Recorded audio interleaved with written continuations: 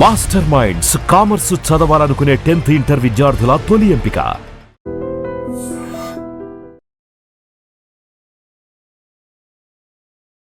నమస్కారం, welcome to I dream. ధర్మ మార్గం విత్ విజిత కార్యక్రమానికి స్వాగతం.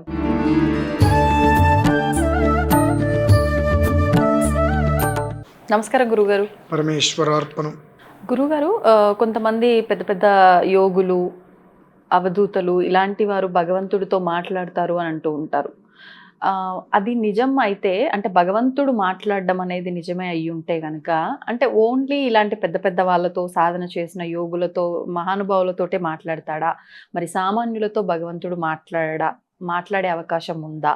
దాని గురించి వివరణ ఇవ్వండి.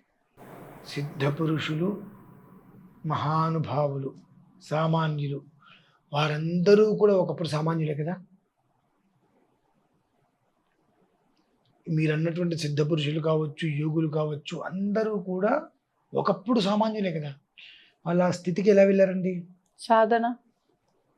సాధనాతు సాధ్యతే సర్వం. సాధన చేస్తే జరగదు అనేటువంటిది ఎవరికీ లేదు. నేను అమ్మవారితోటి మాట్లాడాను అని చెప్తే మీరు నమ్ముతారా? నమ్మరు. ఎందువల్లనంటే అందరికీ కూడా పెద్దవాళ్ళు అనంటే ఏదో హిమాలయాల్లో ఉంటారు, లేదంటే 100 మంది మనుషులతో, మంది మార్బలంతో ఉంటారు, ఏదో ఆధ్యాత్మిక గుళ్ళు గోపురాల్లో ఉంటారు. పెద్దరికము అనేటువంటిది జ్ఞానాన్ని బట్టి ఉంటుందండి, చేసే విధానాన్ని అనుసరించి ఉంటుంది. ఎదుటి మనిషికి మనం చేసే ఉపకారాన్ని అనుసరించే భగవత్తత్వం బోధపడుతుంది. భగవత్తత్వం బోధపడడానికి వయసుతో సంబంధం లేదండి. మీరు వృద్ధాశిష్యా గురుర్వటుహో అని చెప్పి దక్షిణామూర్తి ఆయన జపం చేసుకుంటున్నారు ప్రశాంతంగా. ఆయన ఇంతున్నాడు. ఆయన దగ్గర ఆయన కనులు తెరిస్తే ఎన్నో విషయాలు జ్ఞానబోధ మనం తెలుసుకోవచ్చు చెప్పి లక్షల సంవత్సరాలు ఉన్నటువంటి మునీశ్వరులు ఆయన ఎదురుగుండా పరితపిస్తున్నారు ఆయన కోసం. ఇప్పుడు పెద్దరికం అంటే ఎక్కడొచ్చిందండి? జ్ఞానంలో ఉంది. ఎదుటి మనిషికి మనం చేసే ఉపకారంలో ఉంది. అంతేకాని మంది మార్బలంలో లేదుగా. ప్రహ్లాదుడు, మరి ఆయన కోసం నరసింహస్వామి వచ్చాడుగా. మరి ఆయన అంత వయోవృద్ధుడా? అక్కడ మనకు తెలుసుకోవాల్సింది, సిద్ధ పురుషులు, సాధకులు, మహా గొప్ప గొప్ప వాళ్ళని అందరూ కూడా సామాన్యులే. ఒకప్పుడు వాళ్ళు ఒక్కొక్కళ్ళు ఒక్కొక్క విధానం అనుసరిస్తారు. కొంతమంది అందరినీ వదిలేసి నేను అడవిలోకి వెళ్ళి జపం చేసుకుంటా భగవంతుడి కోసం అంటారు. మనకు భక్త తుకారాం గారి గురించి కూడా మీరు వినే ఉంటారు. ఆయన కుటుంబాన్ని, భార్యని, బిడ్డని అందరినీ కాపాడుకుంటూ వస్తూనే భగవతత్వంలో ఉన్నాడు ఆయన. అన్నీ మనకు తెలిసినవే. అలా మనం ఉండలేకపోతున్నాం. భగవంతుడు అక్కడ మనకు కనిపించట్లేదు అంటే ఆయన లేడు అని కదండి, మన కళ్ళు చూడలేకపోతున్నాయి. సామాన్యంగా సూర్యునే మన కళ్ళు చూడలేవు. అటువంటిది కోటి సూర్యకాంతి ఉన్నటువంటి భగవంతుని మనం ఎలా చూడగలుగుతాము? ఆ విషయం అక్కడ పెట్టేద్దాం. మాటకి అంత గొప్పతనం ఉంటుందా అని అంటే చాలా పవర్ ఉంటుందండి. ఎంతటి పవర్ ఉంటుంది అంటే మాటకి, మీరు ఫోన్లో ఏదైనా అడిగితే అదేమవుతుంది? మీరు ఏదైనా ఫోన్లో ఏఐని కావచ్చు, గూగుల్ కావచ్చు, హే గూగుల్ అడిగితే మీకు వెంటనే చెప్తుందిగా. అంటే ఆ శబ్ద తరంగాన్ని అది తీసుకోగలుగుతుంది. తీసుకోవట్లేదా? తీసుకుంటుంది. మనం ఇట్లా అన్న అంటే ఏమైనా వస్తుందా? కానీ శబ్ద తరంగం దాన్ని ఏదైనా అడిగితే అది ఏం చేస్తుంది? వెంటనే వస్తుంది. అంటే మాటకి శక్తి ఉందా లేదా? మాటకి శక్తి ఉందా లేదా? ఉందంటారా లేదంటారా? కానీ ఆ మాటకి శక్తి ఉన్నదని మనమే నమ్మలేకపోతున్నాం. మనకే ఆ మాటకి శక్తి ఉందన్న పదం నమ్మట్లా. అమ్మవారి దగ్గర కూర్చొని ఎవరితో వద్దు. ఇప్పుడు కొన్ని సంవత్సరాల క్రితం నేను అమ్మవారి దగ్గర ఎలా ఆరాధన చేసేవాడినో నాకు తెలుసు. ముఖాముఖిగా ఏ రకంగా మాట్లాడానో చాలా మందికి తెలుసు. నన్ను పిచ్చివాళ్ళలాగా చూశారు. నన్ను ఇలా మాట్లాడుతుంటే నన్ను పిచ్చివాళ్ళలాగా చూశారు. నిజంగా నేను మాట్లాడినంతసేపు వాళ్ళు నన్ను పిచ్చిగా చూస్తున్నారన్న విషయం కూడా నాకు తెలియదు. తర్వాత మీరు ఏమంటే ఎవరితో మాట్లాడుతున్నారు, ఏదో మాట్లాడుతున్నారు ఏంటని. ఓకే, నేను అమ్మవారితో నాకు గుర్తులేదు నేను మాట్లాడిన విషయం. ఓకే, ఏం మాట్లాడేవారు? ఏదో అమ్మవారికి పుష్పార్చన చేస్తుంటే, కోటి పుష్పార్చన చేస్తుంటే నాకున్న కోపానికి ఆ సౌండ్ వినిపించిన 700 మహాన్ కొడతా. అంత అంటే చేస్తే అంత నియమంగా చేయి, లేదంటే వద్దు. ఆ ఆలయంలోకి వస్తే ఫోన్ సైలెంట్లో ఉండాలి. మళ్ళీ బయటికి వెళ్ళిన తర్వాత మాట వినిపించకూడదు. అలా అమ్మవారి కోటి పుష్పార్చన చేస్తున్నా. ఏది 44 రోజులు అమ్మవారి మంత్రదీక్ష చేసి, ఆ మంత్రదీక్ష చేసేటువంటి రోజుల్లో చివరిలో ఇంకొక 4-5 రోజులు అయిపోతుండగా ఇంత పిల్ల రూపంలో అమ్మవారు వచ్చి 44 ప్రశ్నలు వేశారు. 40 ప్రశ్నలకు సమాధానం చెప్పేశారు. 4 ప్రశ్నలకి నీకు చెప్పేది ఏంట్లే అని అన్నా. అదే రోజు నేను క్రతువు చేస్తుంటే కోటి పుష్పార్చన చేస్తూ ఇలా కూర్చున్నాను. వరుసగా భక్తులందరూ కూర్చున్నారు. ఒక 18-16 ఇంచుమించు ఆ వయసులో ఉండేటువంటి అమ్మాయి లంగా ఓణి వేసుకొని వచ్చి ఇక్కడ నుంచి ఇదేదో ఇలా పెట్టుకుంటారు ఏంటో అది పాపడ పిల్ల, అదేది ఇక్కడ వరకు ఇలా వచ్చింది. సప్తస్వరాలు చంపస్వరాలు చెవులకి ఉన్నాయి, ఇంతవరకు గాజులు చేతికి, కాళ్ళకి పారాయణ ఉంది, చక్కగా ఇంత పట్టీలు ఉన్నాయి. ఇక్కడికి వచ్చి ఇటు సౌండ్ చేస్తుంటే నాకు గాజుల సౌండ్ చెవి కనిపించి వెనక్కి పైకి తిరిగి చూశారు. ఎవరు ఏంటి అన్న. 4 ప్రశ్నలకు సమాధానం బ్యాలెన్స్ ఆగిపోయింది నీ దగ్గర అంటే, అసలు నన్ను ఎప్పుడు అడిగారు, అసలు నువ్వెవరు ఇక్కడికి రావడానికి అని మాట్లాడుతుంది. అంటే అక్కడ ఎవ్వరు మాట్లాడిన అసలు ఒప్పుకునేవాను కదా నేను. మాట్లాడుతుంటే 4 రోజుల క్రితం నేను వచ్చాను, సందర్భాలు వస్తే 4 ప్రశ్నలకు సమాధానం చెప్పి పో ఇక్కడి నుంచి అన్న అరిచే. ఈ విషయం నేను మాట్లాడుతున్న విషయం తర్వాత వీళ్ళందరూ నాకు చెప్పడం జరిగింది. ఆ తర్వాత చాతుర్మాస్య దీక్షకి గణపతి సత్యానంద స్వామీజీ వారు అప్పుడు 2009 అనుకుంటే 9-10 జరిగింది. అది టెంకాయ కట్టు ఆశ్రమం అని చెప్పి చెన్నైలో ఉంది, నాకు తెలీదు, అక్కడ ఉంది ఆశ్రమం. సరే కొందరితో నేను కూడా వెళ్ళినప్పుడు అక్కడ ఏదో కొన్ని విషయాలలో వాడి దగ్గరికి అమ్మ వస్తే నువ్వు పో బయటికి ఇక్కడి నుంచి అని తిట్టాడు వాడు అన్నారు. నా జన్మ ధన్యమైపోయింది అనుకున్నా. 2009-10 ఇంచుమించుగా టెంకాయ కట్ట ఆశ్రమంలో బాలస్వామి వారు చాతుర్మాస దీక్ష ఆ లైన్లో ఉంటే రమ్మని పిలుస్తున్నారు. నన్ను నేను అనుకోలే. దగ్గరికి వస్తే ఎరా అక్కడెక్కడో రా అని పిలుస్తుంటే రావట్లేదంటే, నన్ను అనుకోలేదు ఇంకెవరు అనుకునేవరా నువ్వు ఆయన అంటే, అంతమందిలో నేను అక్కడ ఏదో దేని గురించి ఏదో విషయం వచ్చిందో మాట్లాడుతుందో చెప్పాను. అమ్మ వస్తే నువ్వు పోయి ఇక్కడి అన్నాడు వాడు అని చెప్పి, ఈ రోజు నుంచి వాడు ఎవరింట్లో ఏ క్రతువు చేస్తారో వాళ్ళకు ఉత్తమ కథలు వస్తాయని చెప్పి స్వామివారు ఆయన నోటితో అన్నమాట. అది 9-10 అప్పుడు. అంతకుమించి జన్మకి ఇంకేం కావాలండి. అప్పుడు నాకు అర్థమైంది ఆ రోజు నేను అంటే వీళ్ళందరూ మీరు ఎవరితో మాట్లాడుతున్నారో తిట్టిపోసా, నేను మాట్లాడటం ఏంటి అని చెప్పి. వీళ్ళందరూ ఉన్నప్పుడు నేను మాట్లాడానా అనే ఊహ. అప్పాజీ కూడా ఆ మాట అన్న తర్వాత ఓకే నేను మాట్లాడాను అని. అంటే నిజంగా అమ్మవారు అట్లా వస్తే మనకి ఏదో ఒకరు గుర్తించలేమంటారా? అదే యోగం అంటారు. అలానే ఇప్పుడు మీరు ఈయన కూడా మాట్లాడచ్చండి అమ్మవారితోటి, ఏం లేదు. నేను చేసిన పని మీరు చేయండి.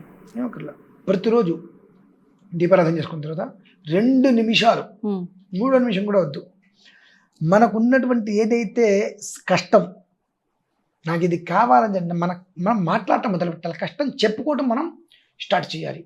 మీరు ఒక చిన్న కుక్క బేలను తెచ్చుకుంటారు, అది మీ మాట వింటుంది కదా, కొన్ని రోజులు పోయిన తర్వాత దాంట్లో వస్తుందిగా.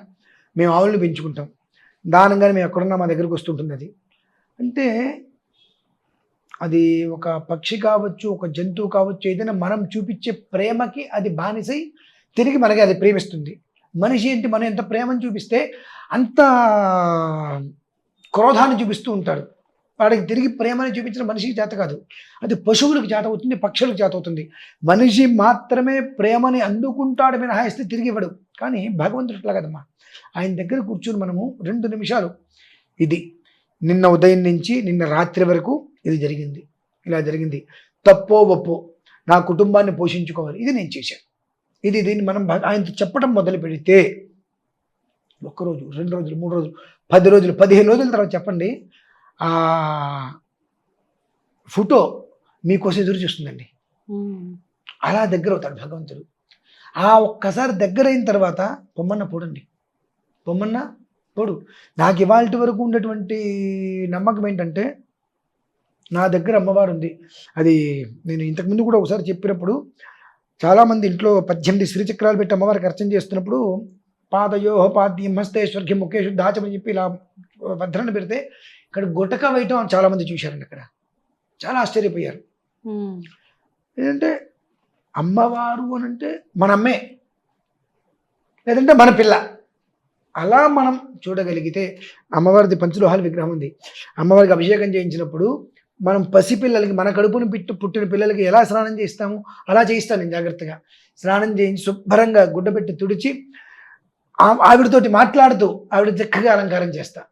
బొట్టు పెట్టడం కానీ మొత్తం అన్నిట్లకి అన్ని హస్తాలకి బొట్టు పెట్టడం, ఆవిడతో మాట్లాడుతూ ఆవిడతో చిన్న చిన్న పాటలు పాడుకుంటూ చిన్న చిన్న లంగాలు తీసుకొచ్చి ఇంత అమ్మవారి విగ్రహం ఎంత ఉంటుంది ఇంత లంగాలు తీసుకొచ్చి ఆవిడికి అది చుడుతూ ఒక్కోసారి మా ఇద్దరికి తగదా విసుకొచ్చేది. ఇవాళ నీకు నేను చనిపోనేవాడిని, ఓ 10 నిమిషాలు అవతలకి వెళ్ళిపోయాను, మళ్ళీ నేనే వచ్చి మొత్తం అంతకు మించి ఇంకా అంగరంగ వైభవంగా ఆవిడతోటి ఇంకా పూలు తీసుకొచ్చి అలంకారం చేసేవాడిని. అంటే ఆ బాండింగ్ అంటారు. మనం ఉండే విధానాన్ని అనుసరించి అమ్మవారు మన దగ్గరకు వచ్చేలా వచ్చేస్తుంది. స్వామివారు కూడా మనతో అలా కలిసిపోయి మమేకమైపోతారమ్మా. నాకేంటంటే నా చుట్టూతో ఎప్పుడు భగవంతుడు ఉంటాడు. లేదంటే ఇప్పుడు నేను ఒక్కరిని కారు డ్రైవింగ్ చేసుకుంటూ కాశీ కన్యాకుమారి తిరిగేస్తానమ్మా. ఇన్నిసార్లు నేను తిరుపతి అరుణాచలం వెళ్ళాను తెలీదు. 4 సార్లు ఏమో కాశీ వెళ్ళొచ్చా. నేను ఒక్కరిని సింగిల్ డ్రైవర్, ఇంకో డ్రైవర్ కూడా ఉండదు, నేను నా భార్య వెళ్ళిపోతాం. ఇన్ని డ్రైవింగ్లు చేసుకొచ్చినా నేను సేఫ్గా ఎక్కడికి వెళ్ళి ఇంటికి వస్తున్నాగా. అంటే నా దగ్గర ఆయన ఉన్నాడు. సో నేను అయినంత వరకు ధర్మయుక్తంగానే ఉంటున్నాను కనుక నా దగ్గర ఆయన ఉన్నాడు. కాబట్టి నేను దేనికి భయపడాలి, ముందు అది రావాలి లోపల. ఇప్పుడు దీన్ని ఏమంటారు, పిడికిలి చెయ్యి చెయ్యి కదులుతుంది అంటే లోపల ఏముంది, జీవం, ఆత్మ. అంటే జీవం అంటే ఆత్మ, అదేగా పరమాత్మ. ఇవాళ శరీరం అంటున్నాం, రకరకాలుగా అంటున్నాం. ఈ ఆత్మ అనేటువంటిది ఒక క్షణం బయటికి వెళ్తే దీని పరిస్థితి ఏమవుతుంది, నిర్జీవం. అందుకనే మనం ఏ పని చేయాలన్నా లోపల ఉన్నటువంటి పరమాత్మని అసంతృప్తి చేయకుండా, మన ఇంట్లో ఉన్నటువంటి భగవంతుడికి ఇబ్బంది కాకుండా ఏ పని చేసుకోవచ్చు. అది భగవంతుడితో నువ్వు ఎలా ఉన్నావో అనవసరం. భగవంతుడి దగ్గర ఉన్నప్పుడు, భగవంతుడితో ఉన్నప్పుడు నువ్వు నేనంతే. ఇంకొక మనిషితో నాకు సంబంధం లేదు. పొద్దున్నే లేచానా, స్నానం చేశానా, వచ్చాను, దీపారాధన చేశా, ఇగో నీకు చెప్పుకుంటే నా భారం దిగుతుంది. ఇంకెవరికి చెప్పుకున్నా మోసేస్తారు. కాబట్టి నేను ఈ పని చేశా, నేను సిగరెట్ తాగా, నేను మందు తాగా, నువ్వు చేసిన తప్పు ఆయన దగ్గర చెప్పాయి, ఆయన వెంటనే క్షమిస్తాడమ్మా. దాస్తే వృద్ధి చెందుతుంది. ఇలా చేశా నీ దగ్గర చెప్పుకుంటే నా మనస్సు కుదుట పడుతుంది, తేలిక పడుతుంది. కాబట్టి నీకు చెప్పుకున్నా. ఇందువల్ల నాకంటూ ఒక కుటుంబం, నేను దాన్ని కాపాడుకోవాలి, నేను ప్రశాంతంగా ఉండాలి, నేను సంతోషంగా ప్రశాంతంగా ఉంటే నా కుటుంబాన్ని ఇవి ఏవైతే ఉన్నాయో సాటి మనిషికి అయితే ఎప్పుడు చెప్పుకోవద్దు. జీవితాన్ని గుర్తుపెట్టుకోండి. నీ కష్టం నువ్వు ఎదుటి మనిషికి చెప్పుకున్న వాడు మోసేస్తాడు 10 మందికి. కష్టం అనేటువంటిది భగవంతుడికి చెప్పు, సుఖం భగవంతుని అడగద్దు, సుఖం భగవంతుని అడగద్దు.